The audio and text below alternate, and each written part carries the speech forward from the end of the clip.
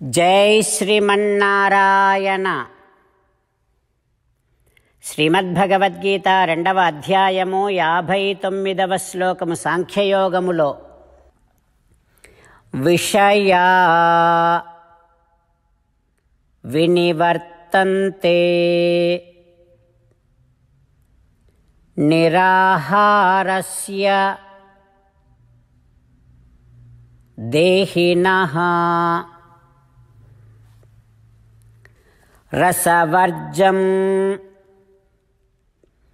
రసోప్యస్య పరం దృష్ట్వా నివర్తతే.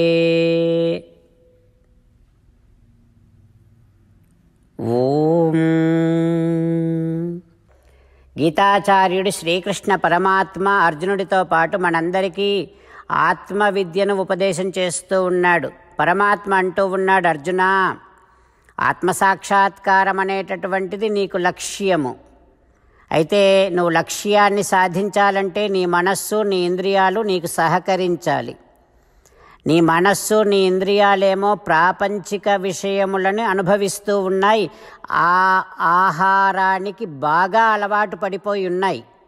ఇప్పుడు నువ్వేం చేయాలి? ఆ ఆహారాన్ని ఇవ్వటం మానేయాలి నీ మనస్సుకి నీ ఇంద్రియాలకు. మరి నిరాహారంగా ఉంచుతావా? ఉంచకూడదు. నిరాహారంగా ఉంచితే ఏం జరుగుతుంది? నువ్వు వస్తువుని వస్తువుగా అనుభవించకపోయినా ఆ వస్తు సంబంధమైనటువంటి రుచులను వాసనలను నీ మనస్సు హాయిగా స్వేచ్ఛగా అనుభవిస్తూనే ఉంటుంది, విశృంఖలంగా. మరి అలా కూడా జరగడానికి వీల్లేదు. అందుకని వస్తు అనుభవము భౌతికముగా దూరము చేయటంతో పాటు ఆ వస్తు సంబంధమైనటువంటి రుచులను వాసనలను కూడా దూరము చేయాలంటే ఆ రుచుల కంటే ఆ వాసనల కంటే ఉత్కృష్టమైనటువంటి నీకు బాగా ఇష్టమైనటువంటి రుచి వాసన కలిగినటువంటి ఒక వస్తువుని ఆహారంగా ఇవ్వటం ప్రారంభం చెయ్యి. నీకు ఈ లోకములో బాగా ఇష్టమైనటువంటిది ఏమిటి? నువ్వంటేనే నీకు బాగా ఇష్టం. నీకంటే బాగా ఇష్టమైనటువంటిది నీకు ఇంకొకటి లేదు. ఇప్పుడు నీకు అనంటే, నువ్వు అనంటే దేహము కాదు, ఆత్మ. అయితే నీకు బాగా ఇష్టమైనటువంటిది నువ్వే కనుక ఈ ఆత్మను గురించి ఆలోచించటం అనేటటువంటిది అలవాటు చేసుకో. నీ మనస్సుకి నీ ఇంద్రియాలకు ఆత్మను గురించినటువంటి ఆలోచన చేయటం అనే అనుభవాన్ని ఆహారముగా ఇవ్వటం ప్రారంభం చెయ్యి. ఎట్లా అంటే, రోజు నువ్వు ఆలోచించుకో ఇలాగా. ఏమని?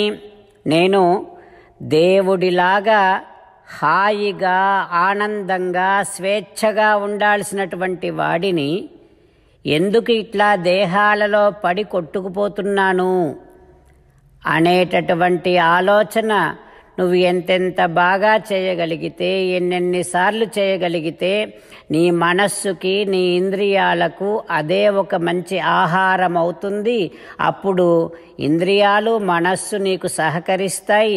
ఆత్మధ్యానము స్థిరపడుతుంది, ఆత్మ సాక్షాత్కారము కలుగుతుంది, బ్రహ్మానందాన్ని అనుభవిస్తావు అంటూ భగవానుడు మనకి ఆత్మసాక్షాత్కారానికి మన ఇంద్రియాలన్నీ ఏ రకంగా సహకరించేటట్టుగా చేసుకోవాలో ఒక సాధనని అనుగ్రహిస్తూ ఉన్నాడు.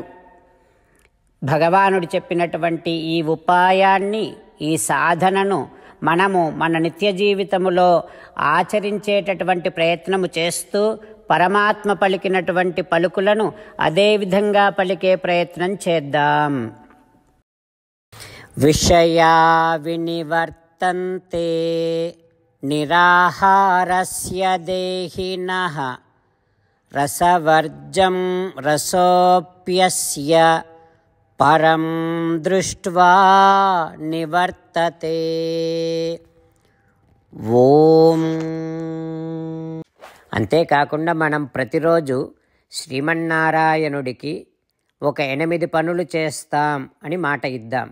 ఎందుకంటే శ్రీకృష్ణ భగవానుడు 18వ అధ్యాయములో 65 నుండి 70వ శ్లోకాల ద్వారా శ్రీమద్భగవద్గీత అంతటికీ సారభూతముగా మనకు 8 పనులు చేయమని చెప్పాడు. అలా చేస్తే చాలు, నేను మిమ్మల్ని అన్ని విధాలుగా రక్షిస్తా అని ప్రమాణపూర్వకముగా ప్రతిజ్ఞ కూడా చేశాడు. అందుకని శ్రీమద్భగవద్గీతను అంతటినీ విన్న తర్వాత అర్జునుడు కూడా చివరకు కరిష్యే వచనం తవ, కృష్ణ నువ్వు చెప్పినట్టే చేస్తా అని అన్నాడు. కనుకనే భగవానుడు అర్జునుడికి అన్ని విధాల విజయాన్ని అందించాడు. మనం కూడా ప్రతిరోజు శ్రీమన్నారాయణుడికి ఆ రకంగానే మాట ఇద్దాం. 8 పనులు చేస్తాం అని మనము మాట ఇస్తే అది అష్టాక్షరీ మహామంత్ర జపము చేసినటువంటి ఫలితాన్ని మనకు ప్రతిరోజు ఇస్తుంది. ఇట్లా మాట ఇవ్వటం కంటే గొప్ప పూజ, యజ్ఞము, తపస్సు మరొక్కటి లేనే లేదు.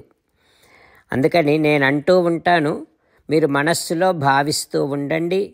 ఈ రకంగా మనము మాట ఇస్తూ ఉంటే శ్రీకృష్ణ భగవానుడి ముఖారవిందములో కలిగేటటువంటి ఆనందాన్ని మనం ప్రతిరోజు దర్శిద్దాం, ఆస్వాదిద్దాం. జై శ్రీమన్నారాయణ. హో శ్రీమన్నారాయణ, నువ్వు చెయ్యమన్నట్టే నేను నిన్నే సంతతము ధ్యానము చేస్తూ ఉంటా. హో శ్రీమన్నారాయణ, నువ్వు చెప్పినట్టే నేను నీ భక్తుడిగానే ఉంటా. హో శ్రీమన్నారాయణ, నువ్వు చెయ్యమన్నట్టే నేను నా విధులను, కర్తవ్యాలను నీ సేవగా, నీ తృప్తి కోసమనే సక్రమంగా నిర్వర్తిస్తూ ఉంటా. హో శ్రీమన్నారాయణ, నువ్వు చెప్పినట్టే నేను నీవాడిని అనే మహావిశ్వాసముతో నీకే నమస్కరిస్తూ ఉంటా. హో శ్రీమన్నారాయణ, మామేకం శరణం వ్రజ, నన్ను ఒక్కడిని మాత్రమే శరణు వేడుకో అని నువ్వే అన్నావు కనుక నేను నిన్ను ఒక్కడిని మాత్రమే శరణు వేడుకుంటా. హో శ్రీమన్నారాయణ, మా శుచః, ఇక దుఃఖించకు అని నువ్వే నాకు భరోసా ఇస్తున్నావు కనుక నేను ఇక దుఃఖించను. హో శ్రీమన్నారాయణ, నువ్వు చెప్పినట్టే నువ్వు నా కోసమని అనుగ్రహించినటువంటి శ్రీమద్భగవద్గీతను ప్రతిరోజు కనీసము 1 శ్లోకాన్నైనా జ్ఞాపకం చేసుకుంటూ శ్రీమద్భగవద్గీతను అనుసంధానము చేస్తూ ఉంటా. హో శ్రీమన్నారాయణ, నువ్వు చెప్పినట్టే నువ్వందరి కోసమని చెప్పినటువంటి శ్రీమద్భగవద్గీతను తెలియని భక్తులందరికీ తెలియచేసే నా వంతు ప్రయత్నాన్ని నేను నిరంతరము కొనసాగిస్తూనే ఉంటా. హో శ్రీమన్నారాయణ, నేను నువ్వు చెప్పినట్టే చేస్తా, నీకు నచ్చినట్టే ప్రవర్తిస్తా, నీకోసమే పని చేస్తూ ఉంటా. కరిష్యే వచనం తవ. జై శ్రీమన్నారాయణ. భక్తులకు ప్రత్యేకమైనటువంటి విజ్ఞాపన.